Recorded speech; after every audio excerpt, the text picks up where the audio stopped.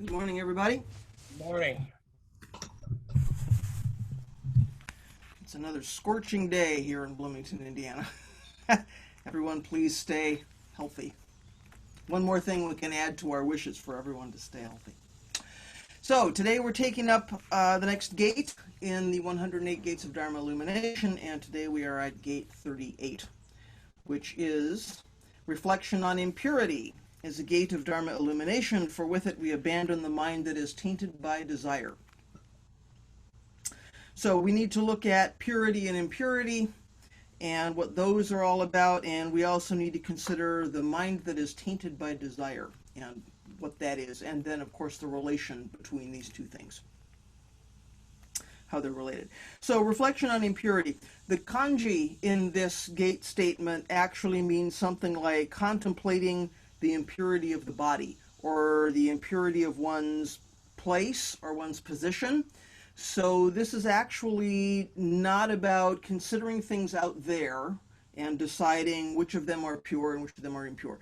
This actually feels pretty intimate, at least when I read it this way. It's the impurity of our own viewpoints, our own relationships with what we encounter, right? So it's not something out there, it's what's happening here, what's going on here. So one definition of purity is that something that's is pure when it's not mixed with something else, right? Sort of an everyday definition of purity. So from the standpoint of practice, that's meeting this moment with prajna, right? With the eyes of Buddha, not adding our own defilements into what we're encountering, or not adding our own ideas, right? So we're not mixing up something extra. And yet we can also say that real purity, of course, is going beyond purity. None of these things can be that simple or straightforward, right? In this tradition, there is the thing, and then there's going beyond the thing. So we can say real purity is going beyond our ideas about purity and impurity. As long as we have ideas about what purity is, then we've broken purity. We've made it impure, right? So there's some irony there. There's some things we get to chew on there. This is a bit like what I said last week about knowing. Knowing being beyond knowing and not knowing. So we could say purity is beyond purity and impurity. So you may have heard of Baizhang. Baizhang was a famous Zen master from China in our tradition, was living and active in the 7th century. So this goes a ways back. He said about purity, it is not seeing the impurity of the water and speaking of the ills of the water, is impurity. If the water were pure, nothing could be said. Speech instead would defile that water. Let me try that again because I stumbled. It is not seeing the impurity of the water and speaking of the ills of the water's impurity. If the water were pure, nothing could be said. Speech instead would defile that water. So this is the same idea, right? To get to purity, we have to keep opening the hand about what purity is. We have to keep dropping, right? Our ideas, our attachments, our concepts about what purity is. Then, ironically, we get to purity. So whatever we're describing, whatever we're thinking about or talking about, is intrinsically pure. The purity is already there. If it's already whole, it's already not separate before we come along and encounter it and try to do something with it. So if the water were pure, nothing could be said, says Baizhang. As soon as we talk about whether it's pure or not, we've added something extra. We've added some impurity. So Baizhang goes on to say, you must distinguish the terms of purity and impurity. Impure things have many names, such as greed, aversion, grasping, love, etc. Pure things also have many names, such as enlightenment, extinction of suffering, liberation, etc. But while in the midst of the twin streams of purity and impurity, among such standards as profane and holy, amidst form, sound, smell, taste, touch, and phenomena, things of the world or things which transcend the world, the immediate mirror-like awareness should not have the slightest hair of grasping love for anything at all. So when this gate says reflection on impurity, our first thought might be this means look out for things that are impure, do your best to get rid of those things or avoid those things. Reflecting on impurity, consider our viewpoints, consider the things that we do or the delusions in which we get caught up. Make sure we're not getting seduced into unskillful behavior right, by these impure things. Make sure we're not getting seduced into attachments and grasping. Bajang says that attachment to anything that we decide is pure, even enlightenment or liberation or the cessation of suffering, is also a problem. So the true self, he says, doesn't grasp for anything, doesn't grasp for anything at all. So he goes on to say that if we give up clinging, and we think that giving up clinging is good, that's a first step. That's the way to get started. We've taken practice, we're making some effort, but we're still attached to non-attachment in an ironic way, right? So if we give up non-attachment, that's even better, but it's still not enough. We're only halfway there. We're still clinging to an idea about non-attachment. So we've given up our ideas about attachment. Now we need to give up our ideas about non-attachment. He says this is the bondage of bodhisattvas, which is a great term, right? We're still attached to non-attachment. This is the bondage of bodhisattvas. So even though we've made vows, even though we're doing our best, even though we're practicing quite sincerely, we still have some idea about what we're doing, about what practice is, about what non-attachment is, about what purity is. This is the bondage of bodhisattvas. So we're still stuck somewhere. We're still not moving freely. If we give up both attachment and non-attachment, and all our ideas about those things, that's the final good, he says. The term in the translation is the final good. So we avoid getting stuck anywhere, where we avoid being either demon or bodhisattva, according to Bajang, right? So we're not falling into either camp. We move quite freely through the day, through the world, not being stuck by holding on to something.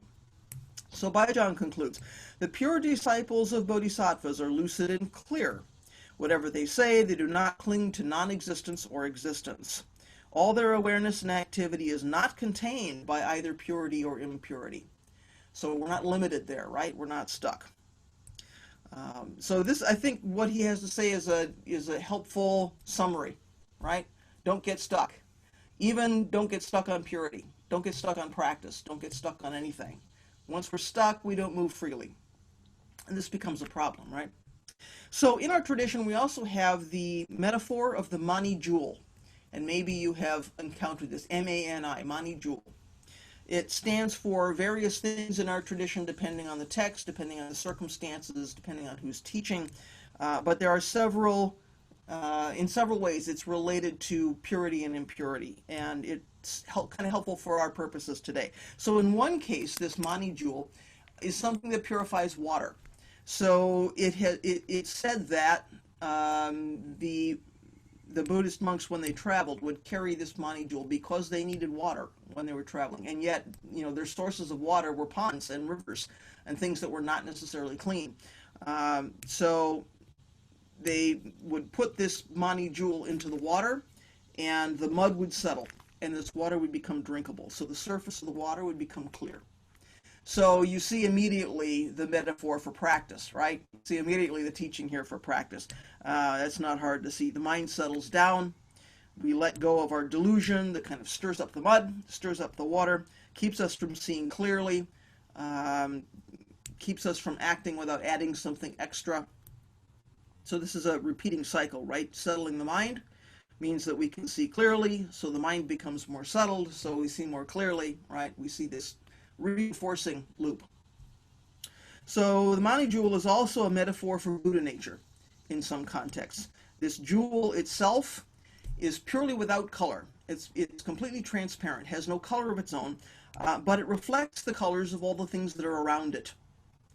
So if we're caught up in delusion, if we're caught up in desire and grasping and craving and aversion, we think that the jewel itself has the colors. We don't understand that this thing is transparent. It's simply reflecting what's around it. We think there's some color which is some intrinsic part of this jewel. So the metaphor is that Buddha nature is completely manifested in this human form of body and mind. Even though this body and mind is limited, we might say it has some impurities. Somehow, Buddha nature is completely reflected in this body and mind. But if we're caught up in delusion, then we think awakening, or we think Buddha nature has the same kinds of characteristics as body and mind, that somehow it's limited, that we can describe it in terms of this body and mind. Actually, Buddha nature has no characteristics of its own, right? Because it is pure. It is without boundary. There's nothing we can, in an absolute way, there's nothing we can mix in there. So the Buddha said that this body and mind are composed, of course, of only the 5 skandhas, or the 5 aggregates: form, feeling, perception, formation, consciousness. We've talked about this here right before. So these 5 skandhas are defiled or impure because of 3 poisonous mind: greed, anger, and ignorance. These are the most basic kinds of delusion out of which our suffering arise. So delusions arise from these things are karma, the actions we take that are the causes and conditions for additional things. All of that arises from these 3 poisonous minds. So when the defilements of these 5 skandhas are eliminated according to this teaching, then the purity of this Mani jewel, the purity of Buddha nature, pervades the whole world. There's nothing limiting it, there's nothing blocking it, there's nothing covering it up, there's nothing mixed in with it. So because this Mani jewel is transparent, its color changes depending on causes and conditions. Depending on what's around it, it might look different. Its color will change. This jewel is complete awakening or Buddha nature, but because of our 3 poisonous minds, the beauty of this jewel, the purity of this jewel, becomes hidden, becomes clouded. So we only see the color of our delusion. We think that the jewel itself is defiled because all we can see is our own stuff that's getting projected onto Buddha nature or this jewel. So we only see the colors of our delusion. We think, oh, that's some intrinsic part of this jewel. So our clinging to self means we only see the defilements of the 5 skandhas without seeing the purity of the jewel or the purity of Buddha nature. So Hojo-san, right, is always talking about 5 skandhas clinging to 5 skandhas. That's what's going on here. We think that's the self. So 5 skandhas sometimes cling to 5 skandhas, and we think, well, this is the nature of self. This is what self is about. So our pure nature or our complete awakening, which is already here, is not revealed.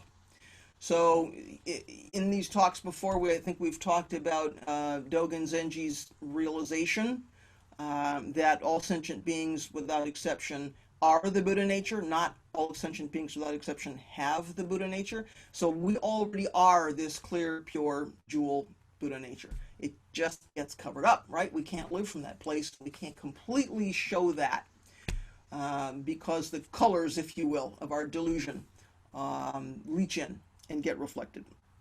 So when we're free from the 3 poisonous minds, and this gate specifically mentions greed, right? We're going to get there in a minute, but you know, when I read you the gate statement, it says mind tainted by desire, right? So we're talking specifically about greed, one of the 3 poisonous minds.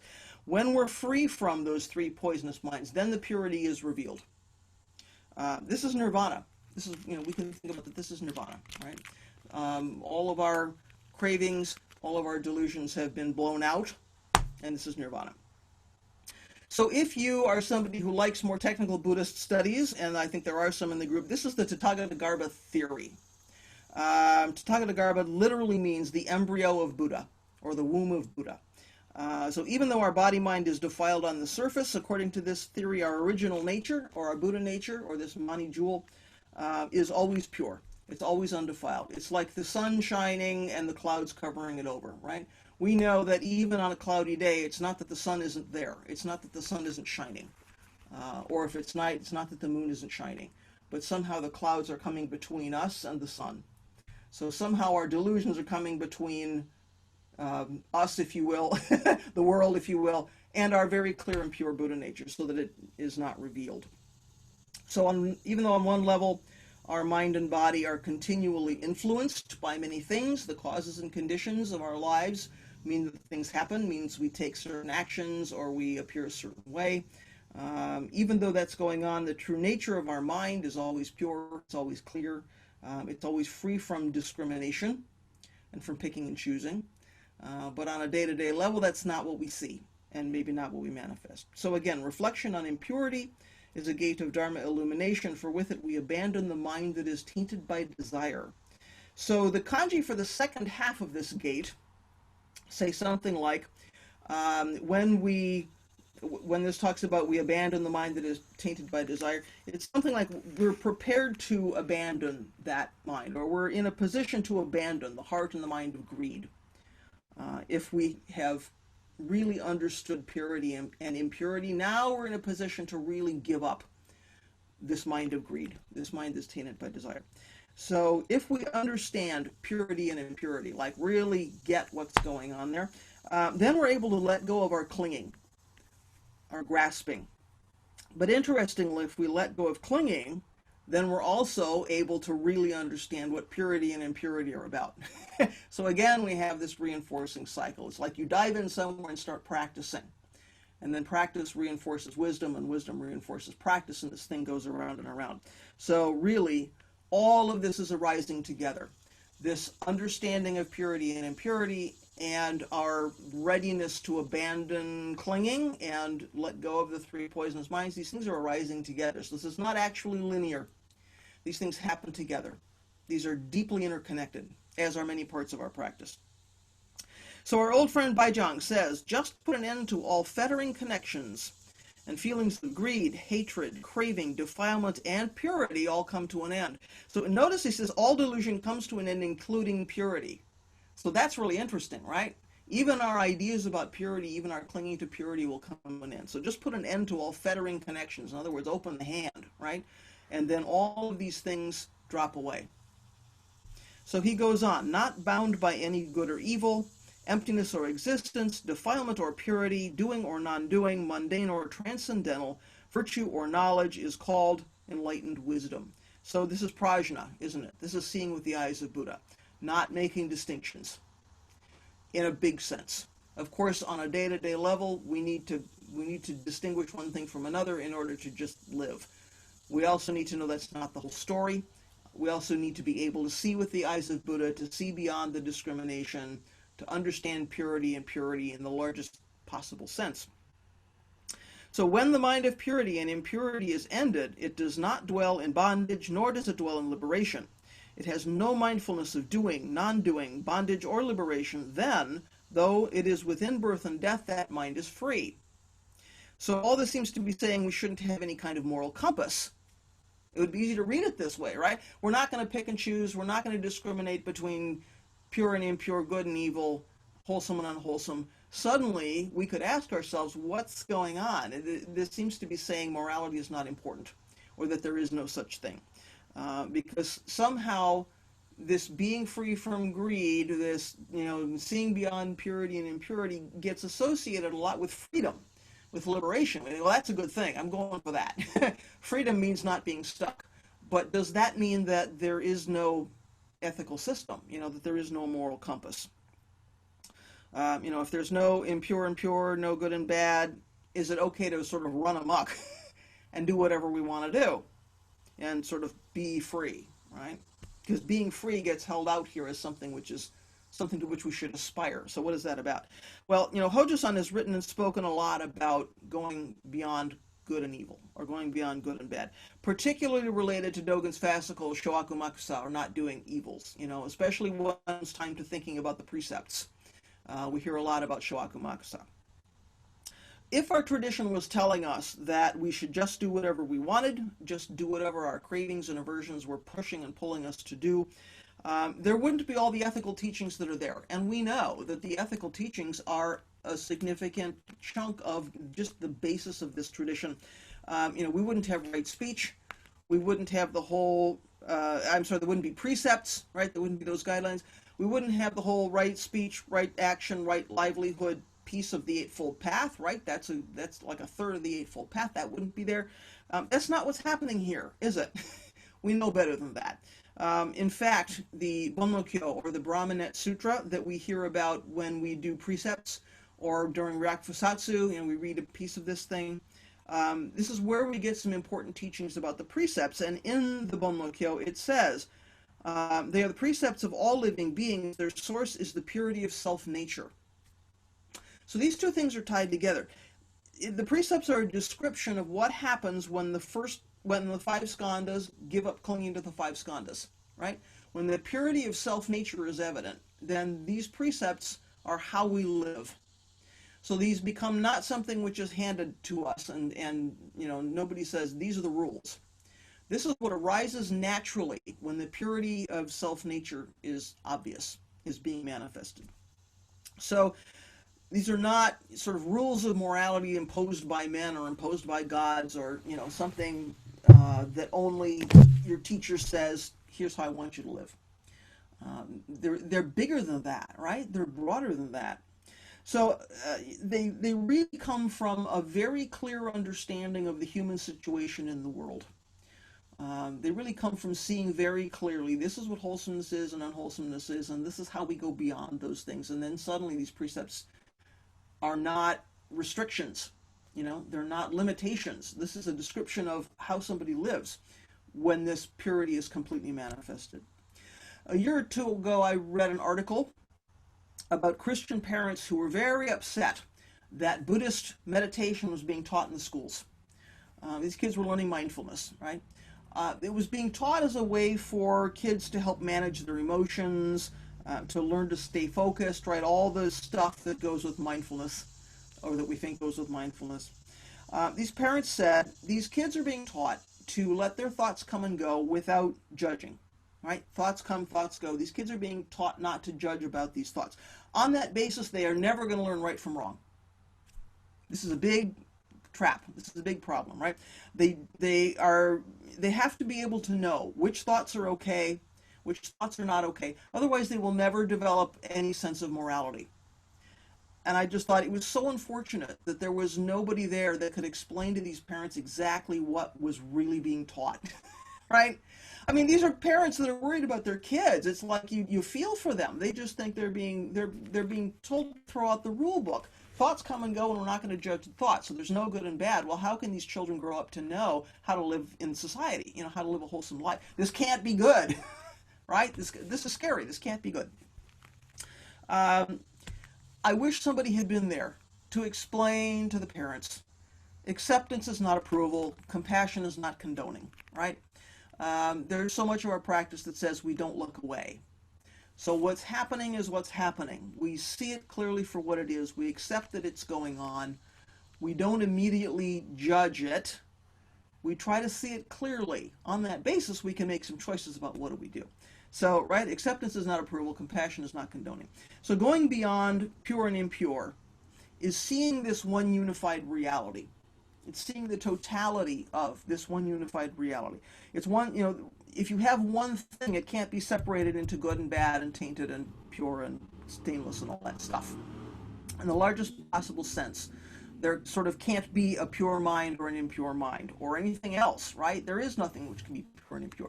That doesn't mean we get to run amok and have a sort of society without morals.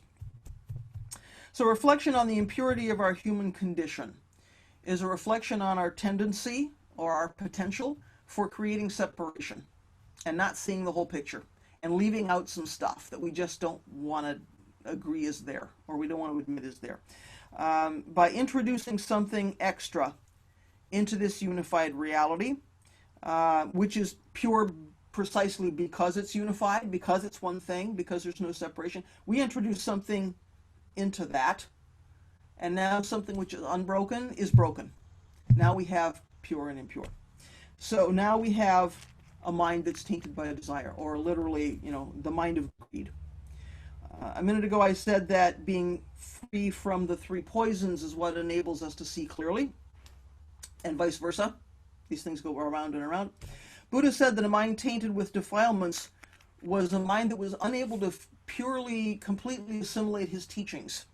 So as soon as we've got some ideas, as soon as there's, we're adding something extra, we're in a we're not in a good position to hear what Buddha's saying and to really take on board what the teachings are. We have to do something to get that cycle of purification and wisdom going, I think, right? So Buddha told a story which we now call the simile of the cloth. Monks, suppose a cloth were stained and dirty, and a dyer dipped it in some dye or other, whether blue or yellow or red or pink. It would take the dye badly and be impure in color. And why is that? Because the cloth was not clean. So too, monks, when the mind is defiled, an unhappy destination in a future existence may be expected. Monks, suppose a cloth were clean and bright, and a dyer dipped it in some dye or other, whether blue or yellow or red or pink. It would take the dye well and be pure in color. And why is that? Because the cloth was clean. So too monks, when the mind is undefiled, a happy destination in a future existence may be expected. So this is the same teaching, I think, as the Chinese story with which you may be familiar, about the important man who comes to see a Zen teacher and they sit down to have some tea. And this teacher can see that this guy is really full of himself. He thinks he knows everything. He thinks he knows about the world. He thinks he knows about Buddha's teaching. Clearly, he has a mind and a heart which are very full of his own ideas. He is, in fact, too full of himself to take on board anything the Zen teacher is going to say. So while he's talking to this guy, the Zen teacher pours the tea. And he keeps pouring, and he keeps pouring, and he keeps pouring. The teacup is overflowing until this guy says, "Whoa, what are you doing? This cup is full. It's time to stop. Nothing more will fit in." And of course the teacher says, "Well, yes, this is you. This is just like you. This cup is so full no more can go in. You are so full of your own ideas and defilements and whatever that anything I say to you is not going to go in." So I think it's kind of the same teaching, right, as the simile of the cloth. So when the five skandhas begin to let go of the five skandhas, then finally there's room for some dharma, right? As soon as we realize we kind of don't know it all, there's something else here beyond the daily samsaric world that we think we'd like to see, we open the hand a little bit, don't we? And then something else comes in. So as soon as I am really stuck in my own opinion, there's no room for anything else. There's so much paint, there's so much clinging, that there's no room for Buddha's teachings. There's no room to look around and say, what's really going on in my life? What's really happening in this situation that maybe I'm not seeing, right? Now we're at the point where we can say, I'm going to step back and actually accept. I'm going to look around me and actually accept. Doesn't mean approve. I'm going to accept, right? I'm going to see broadly. I'm going to see clearly. There's now room for some change, right? There's room for some transformation here, which is a lot of what our practice is about. So when we really understand purity and impurity, now we're in a position to abandon this heart mind of greed, right? So Dogen's version of the second precept about not stealing says, when mind and objects are in thusness, then the gates of liberation are open. And you hear this, every rakusatsu when I recite the precepts again, or when you take precepts, we hear this thing. When mind and objects are in thusness, the gate of liberation is open. So when I see that there's no separation between me and what I want, in the big sense, there's no separation between me and this thing that I'm grasping. When I see that both I and this object are empty of any kind of fixed, permanent self-nature, then I'm free from greed. So it sounds simple, right? As soon as I understand there's no separation, as soon as I'm deeply in touch with the reality that I am empty and so is this thing, therefore there's no separation, now the mind is free from greed.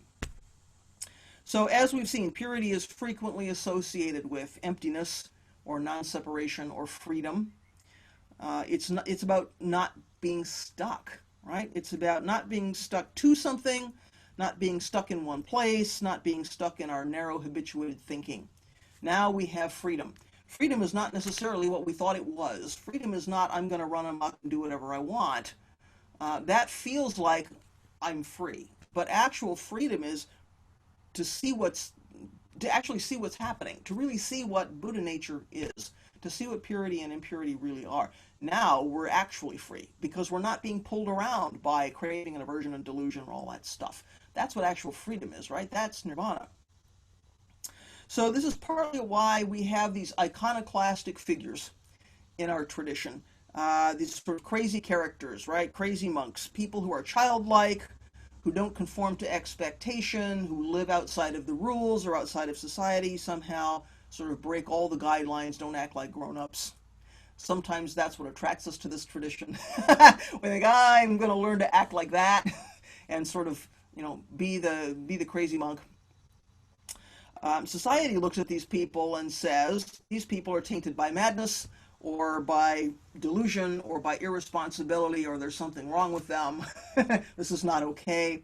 And yet within our tradition, they're often described as pure-hearted people.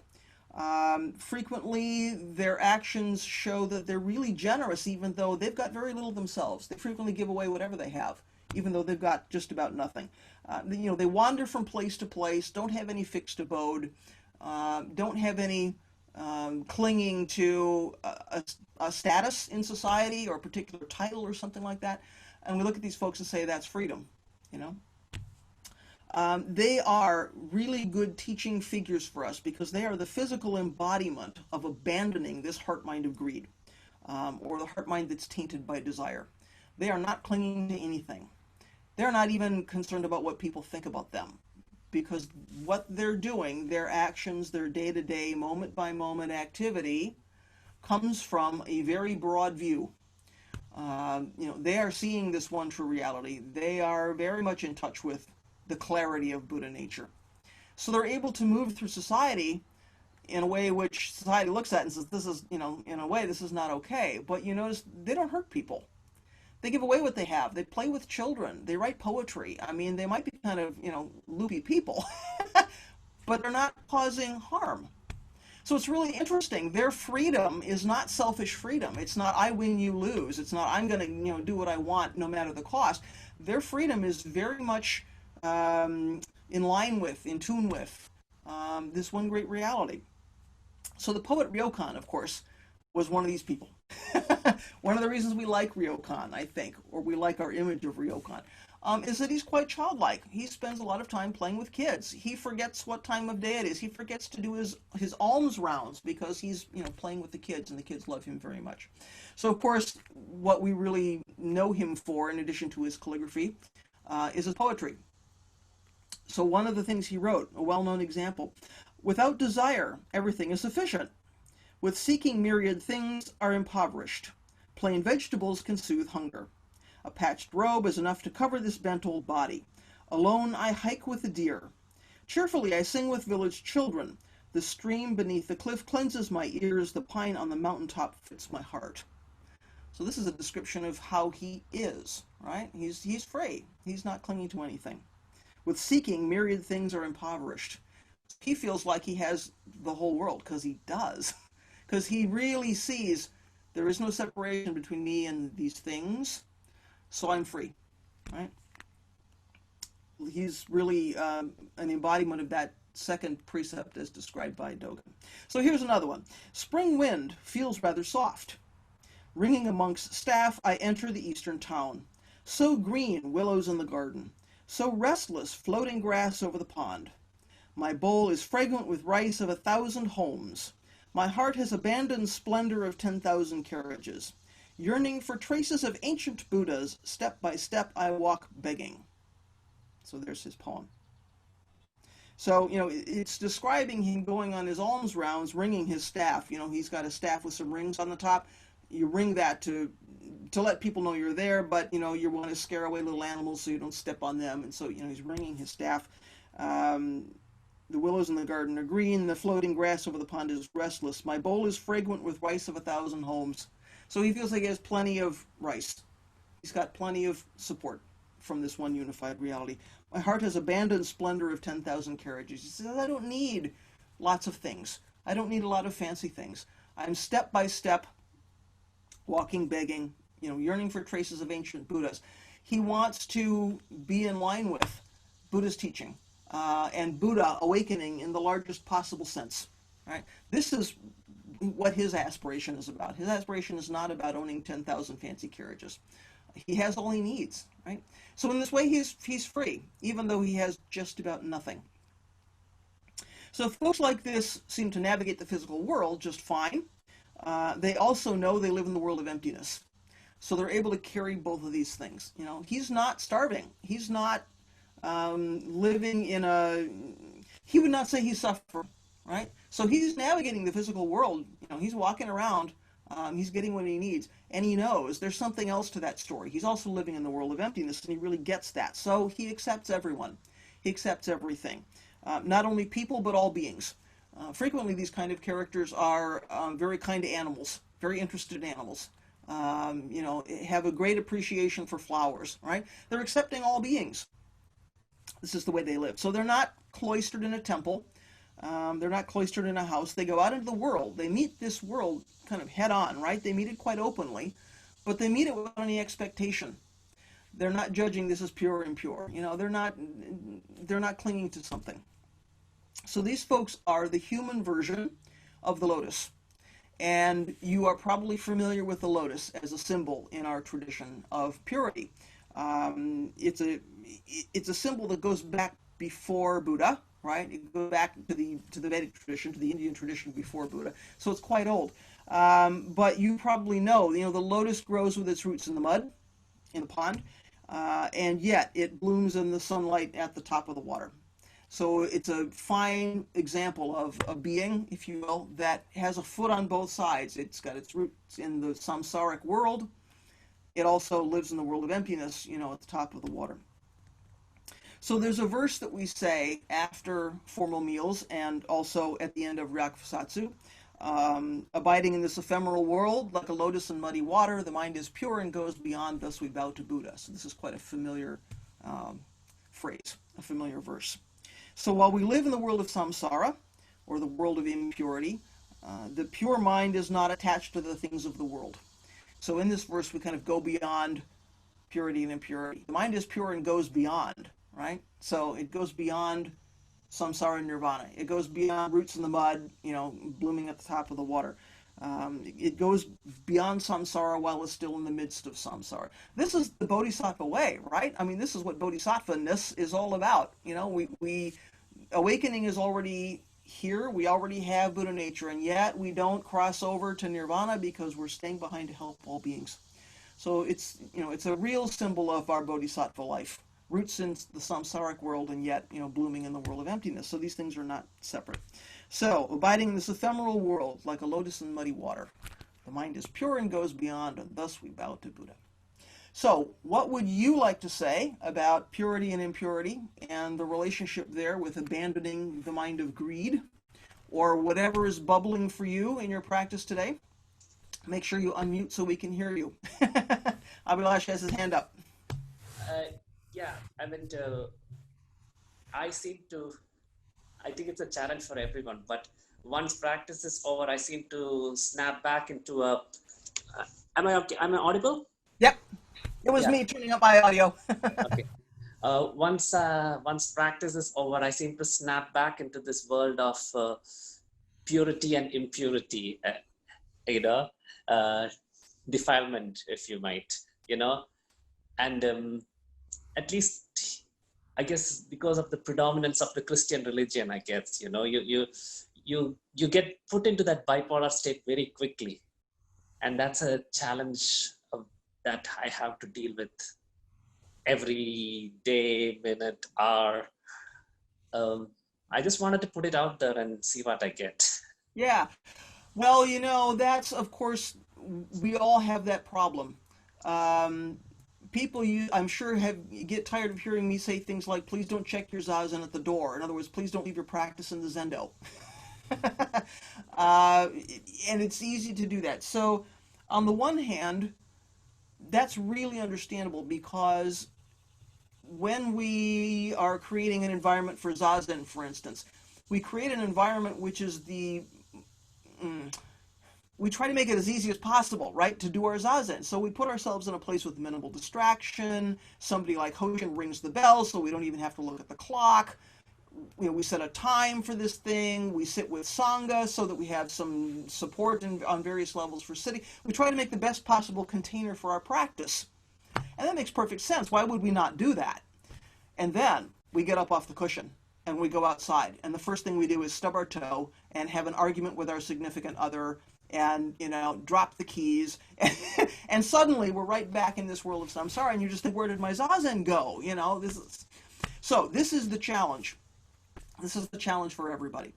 I think that's why when we look at the kind of practice that we do at Sanshin, that the other two elements besides zazen are important. So we do zazen, we also do work, and we also do Dharma study. And it gives us an opportunity to continue to keep zazen in mind and to continue to keep a heart of practice when we're off the cushion. Right? I think work might even be the most challenging of those three in that way, because Dharma study, we're constantly reminded about here's Buddha's teachings and here's what Dogen said, and right? how about the work piece of it? And work doesn't necessarily mean work in an office. Work means I'm vacuuming my carpet. You know, work means whatever work means for us, however we engage in the day-to-day world. So how do we remind ourselves that that too is practice? And that we also, even when we're vacuuming the carpet or washing the car or cutting the grass or whatever we're doing, you know, washing the dog, you know, how do we remind ourselves to accept, to see broadly, to see with the eyes of Buddha, to not cling to stuff, to not grasp for an outcome. You know, I put the dog, I don't have a dog at the moment, but, you know, I put the dog in the bathtub and I start washing the dog shakes and takes off, and now the bathroom is a mess and I'm full of water. And you just think, this is not how this was supposed to go, right? You know, we're clinging to an outcome. The dog's doing what the dog does. So how do we sort of keep that zazen in mind, keep that very open heart? You know, it's not easy. So there are things that we can put into our day-to-day lives if we want to, as an experiment or as a practice or to see if it helps.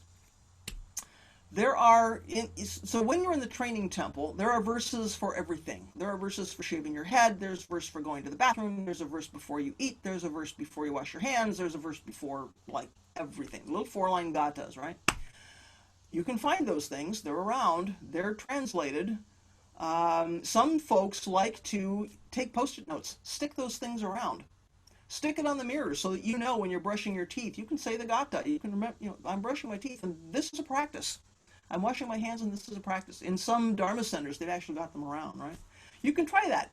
It's kind of interesting. After a while, you memorize them, but you need to remember to do them. Go out and find the gatha, G-A-T-H-A, gatha. Go out and find them. They're out there. If you can't find them, let me know. I will post them on the page. It's a really kind of a nice practice. Not only is it a little bit of teaching every time you're doing it, it makes you stop and take a breath and say, oh yeah, you know, this is the Buddha way. Even brushing my teeth is not outside the Buddha way. Even going to the bathroom is not outside the Buddha way. You can make up gathas too. If you want to stick one on your lawnmower, go for it, right? So that's one. I think the other thing we need to do is to give ourselves a break. Mindfulness is not easy. And I'm talking about mindfulness now in Dogen's sense of mindfulness. I'm not talking about I'm eating a banana with, you know, paying attention to nothing else. I'm talking about our kind of mindfulness. Mindfulness is not easy, right? We get distracted, folks, because we're humans. We need to not beat ourselves up about that. Just like in Zazen, the mind wanders. We have the line, we're thinking and sleeping and thinking and sleeping. This is not just Zazen, this is our whole lives, right? We're either thinking like I'm really caught up on an outcome, or I'm sleeping, I'm just going through the motions. I'm not paying attention to what I'm doing. Where is this line, right?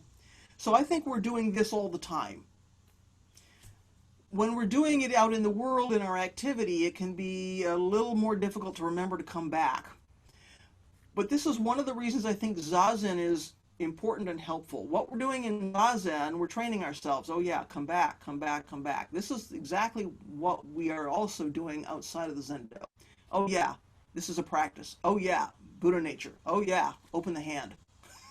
Right? And it happens all the time. So when we fall off the line, we have to go, oh yeah, but not, oh, here I am, I'm a terrible person, I forgot again. It's like, oh yeah, come back, right? Keep opening the hand. So A, what can you do to remind yourself throughout the day that every moment is practice? And B, when you fall off the wagon, don't have an idea about falling off the wagon, just get back on. Because as soon as we have an idea about falling off the wagon, we're adding extra, right?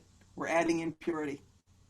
So those are a couple of places to start, and if other people want to follow up on that, please feel free to do that. What would other people like to say?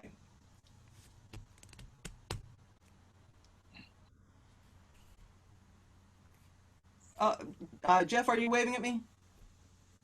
No, okay. Anybody else this morning? I'll try and say. Ocean, please. I just recently read something in the beginning of a tricycle, or it was recalled something I haven't seen in a good while. And it's a comment by Lin Ji, the Rinzai master. Mm-hmm. There is a true person of no rank who is always coming and going from the portals of your face. And it just made me think about how we are with one another to begin with. And it led me to the 5 distractions: food, money, power, sex, and sleep. And the way that one engages practice, constantly trying to be visual, seeing that source of distraction, not being sucked in by it, seduced by it, and then practicing beyond that. So there's this constant gap in our minds between, it's almost like what you're talking about, the purity and the impurity. So that gap in there is the place that we practice, and it's the place that we come to. So it's a kind of vigilance that I have to find myself in all the time. That's when I feel like, okay, I'm just practicing. And then every now and then I'm not thinking about that and I'm just there. But that's rare, but it's what it is. So that's just my comment around that. It's those points of distraction that say, come back to practice. Yeah, all of those things are great. So I think it's a wonderful point that it's the distraction itself that is a reminder to, turn us back toward practice. We don't think about that. We want to grab the distraction and get on the train and ride out of town with it. Instead, that's the flag that says, oh, wait a minute. Am I actually here? Yeah, the Man of True Rank teaching is really good. That's a wonderful thing to investigate. What a good thing to pull into this conversation. That's that's what we're talking about. So yeah, investigate Rinzai's teaching on that. That's quite relevant. Absolutely. I just think it's, when I think about how the training temple is set up, which is where we derive at least the basics of a lot of what we do, right? That's a container which is designed to make sure that we remember to practice 24/7. I mean, supposedly we're doing zazen when we're asleep at night, It's a complete, total container. What we're wearing reminds us to practice. Everything we see reminds us to practice. We're living with people that are all there about practice. I mean, it's 24 hours of practice. Even though we're eating, sleeping, working, doing normal human activity, somehow we're always remembering to practice. I think the householder life is much more difficult. We'd like to think it was the other way. Oh, geez, you ordain, you become a monk, you go into a temple. That's really, tough practice. I don't think so. I actually think it's the householder life that's more difficult because there are so many opportunities for the 5 distractions that you mentioned, And it's really difficult to escape the household right now. So here we are. Absolutely. So, today it's even harder. So, to the degree that we can set up our households as practice containers, that can be helpful. I also think, though, we need to not get rigid about that. Sometimes we go through phases in our practice where we become really infatuated with it. I'm going to practice all the time. I'm going to sit 3 hours a day. I'm going to chant before all of my solitary home meals. Okay, you can do that. I'm not going to tell you can't. And maybe that's helpful. Maybe that's a home retreat. I think to try to live that way all the time can give us ideas. We can start to cling to things. And I know because I've done it, right? I mean, even when I was working for the government, working in an office, there was a phase I had where, because I brought my lunch every day, I actually wrapped it up in a cloth. I chanted before my meal. I mean, I ate oryoki style in my own little modified way. Why? I was trying to practice because I was trying to maintain some zazen mind in the midst of my government office. And for a while, that was helpful. I also understood, even as I did it, I was laughing at myself saying, you have a real idea about what you think good practice is. You're trying to be somebody by doing this, so you got to keep letting go. So there's, as Hoshin says, there's this really fine line, right? There's this gap between I'm going to practice sincerely and wholeheartedly in 24 hours a day, and I have an idea about what that makes me. It's really subtle. It's a real pitfall. We really have to watch for that, right? I'm going to be pure. I'm going to practice all the time. And then there's this idea. Well, as soon as I have an idea about that, I've added something extra and I've broken the purity, right? So it's a very interesting lifelong balance, right? So, Hoshin, I'm glad you brought all those things up. They're very, very relevant. What would others like to say? Other questions, reflections? I think I know I read this, and I think I got this right. A term called Buji Zen. Oh, yes. Can you increase your level at all? I can just sort of barely hear you, and I know the camera's not spotlighting you. Is that better? Well, Well, I think try it again. There we go. Now you got it. I think I read a term recently called Buji, B-U-J-I Zen, which I think relates to some remarks you made much earlier in the Dharma talk about freedom and unrestrained living. And I just didn't know how did that connect to what you were talking about earlier? Well, what did you read about it? When you read about it, what was your It was in takeaway? it was in the context of the delusion of freedom being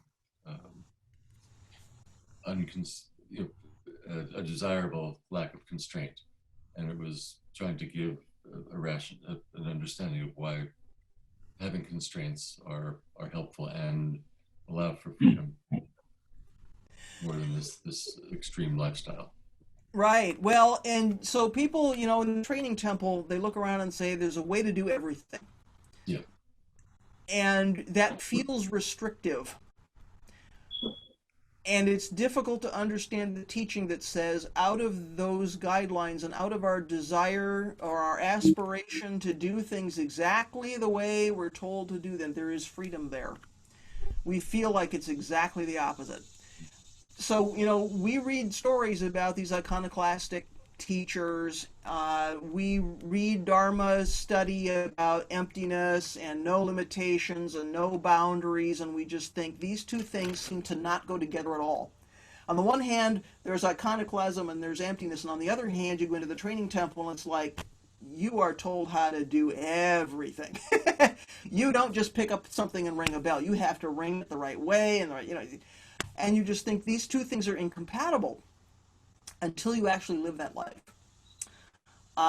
Interestingly, in the West, and I can't remember if it was before or after I started training in Japan, I heard a Western doshi say, something about everyone, you should have the chance to be a doshi so that you can express your whatever you're going to express by being a doshi. And my thought at the time was, no, that's not what being a doshi is. Being a doshi is not about expressing my personal stuff. It's about putting myself over here and being a container for something, right? That's not magic. It's just, you put yourself aside. I think training and practice can be like that. We feel kind of oppressed maybe the first time we come into a Zendo and we're told, well, we walk this way and our hands are like this and we bow at a certain time and there's a way you bow and there's a way you sit and you just think, this is crazy, When you do that, though, and you follow those guidelines and you do your best to not stick out, that's when you learn how to put your small self over here, right? Then you are part of the community. Then you are part of what's happening. And there is the freedom of not being stuck. There is the freedom of not clinging to 5 skandhas. So ironically, you have to give up that in order to get to the true freedom piece, right? To the true liberation piece.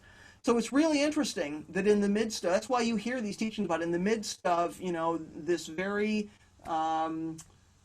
this form which we can describe in detail, and which sometimes our teachers say, you must do like this, that's when you really get to the freedom. So there's this interesting irony there. Yeah. It doesn't make intellectual sense, but when you live that way, you feel that. And I think that's something we touch in Sesshin, back when, in the before times, when we were able to really physically do Sesshin together. Because the bell rings, you sit down, the bell rings, you get up, the bell rings, you eat your meal, the bell rings, you start again. It's not about what I want to do, what I want to eat. There's no picking and choosing and all that. And as soon as there's no picking and choosing, that's when real freedom is there.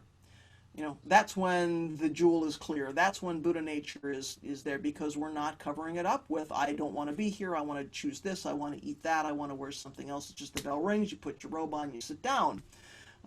It's counterintuitive, but it works. Does that help, Jeff, a little bit? Are there things you want to follow up on? I just wanted to be sure I could put that into the context, and you did that. And I also, as you were speaking just now, I connected with that for some reason last night. I think it was reading a page on the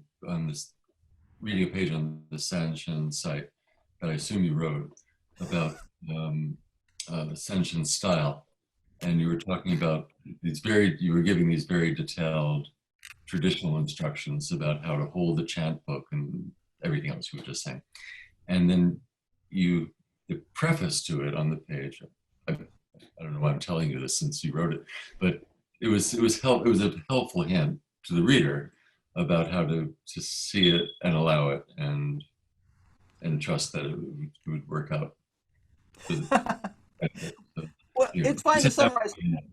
Not everybody else here may have read that, and to be honest, I don't remember exactly what I wrote.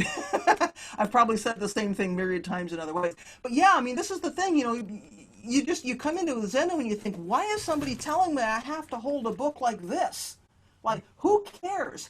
Well, as soon as you're doing this, you're not so much caught up with what's happening here, right? I mean, you are, because you can't let go of this either. You have to do all of it, right? But as soon as I'm doing this, I'm getting out of my self-concern. Now I'm paying attention to the things around me. Oh, this is a sutra. This is a relic of Buddha. This requires some kind of respect. We don't put this on the floor. We don't throw it around. I mean, now I'm starting to understand there is no separation between me and this sutra book, right? So I need to be thoughtful about it. I need to pay attention to, how do I hold this thing? What do I do with it? Yeah, it's a cheap photocopy. It's also a relic of Buddha. What is that about? That's a really interesting Dharma gate, right? So when we're told how to do all these things, on the one hand, they feel restrictive, and on the other hand, it's a real opportunity to get outside of this and say, oh, there's another way for me to interact with the things that I encounter. There's another way for me to think about my relationship with the forms of this world. It's not all about me. There's something else happening here, right? There's a bigger picture. So yes, please look at the Sanshin style page if you've not done it to this point, right? Thank you for that. Other things people would like to say? Everyone good for now?